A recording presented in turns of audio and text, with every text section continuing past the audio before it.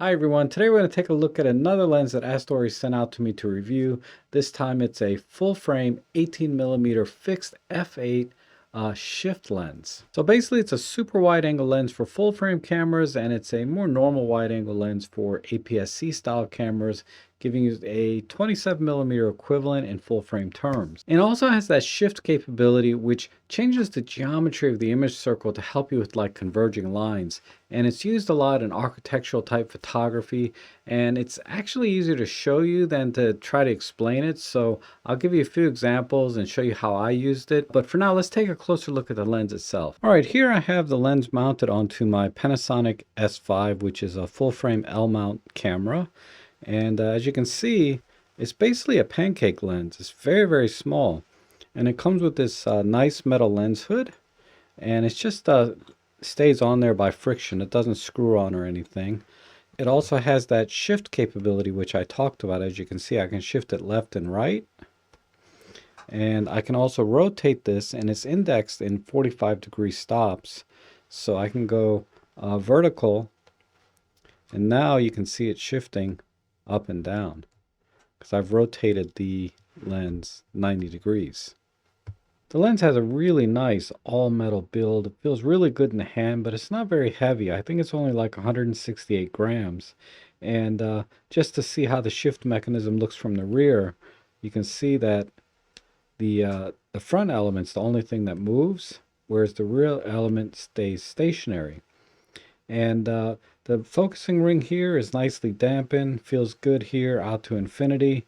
And just for comparison, here's the Panasonic 20-60 lens, and you can see it's quite a bit larger. So this is truly a nice pancake lens. Now the lens is currently available in 4 different mirrorless mounts. The Panasonic Leica L mount, as I have here.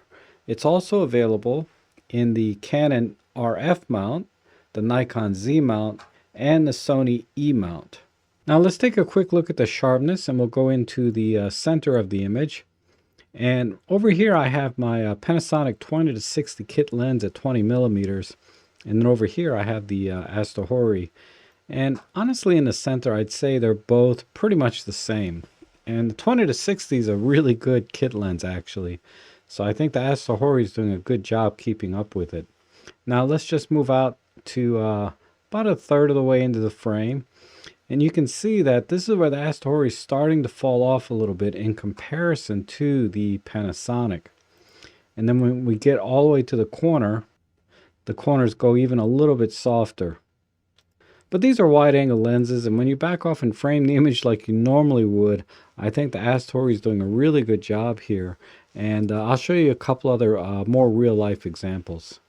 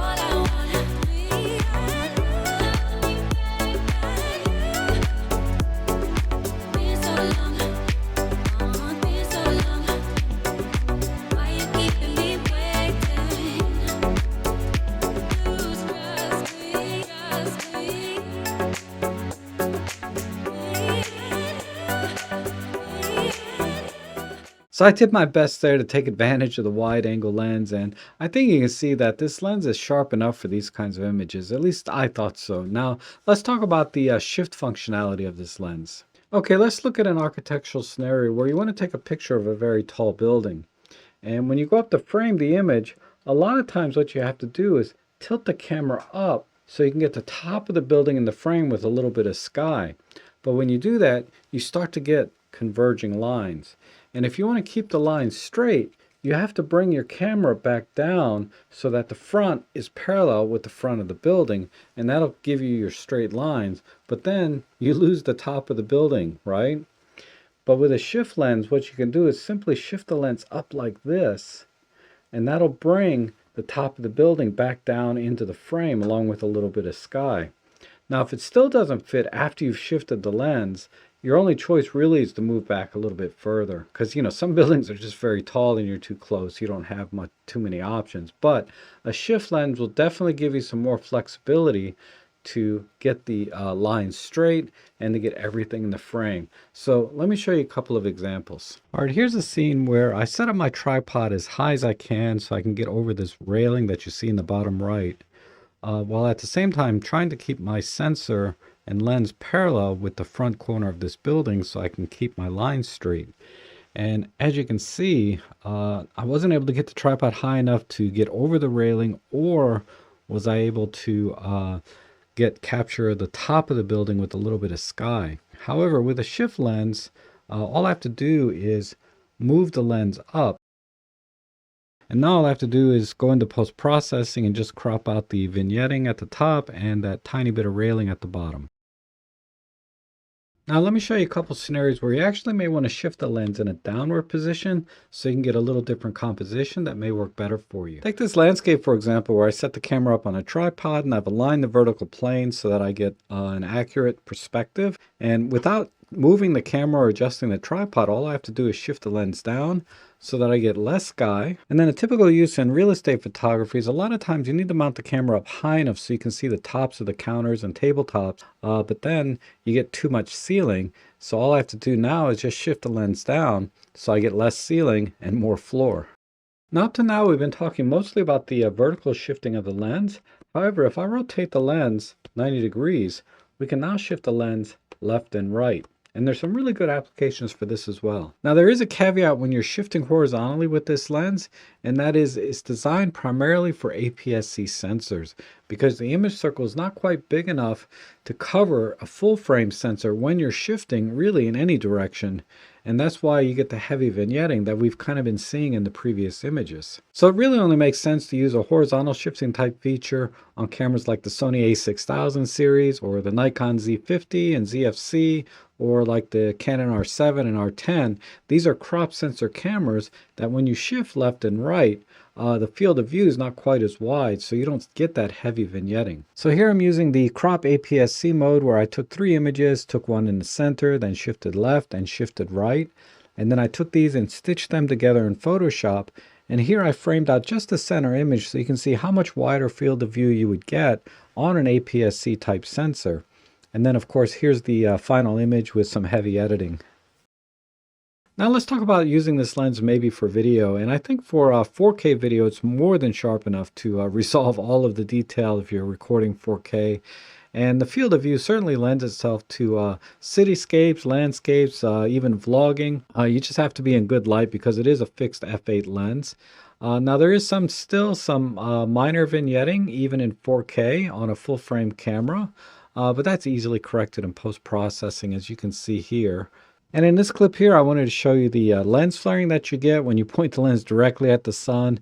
And it's not doing a bad job at all, actually. It's no better or worse than any other lens I've ever used that are much more expensive. And here's a quick replay. Now, a couple other things you need to be aware of with this lens, other than the vignetting that we've talked about, is distortion.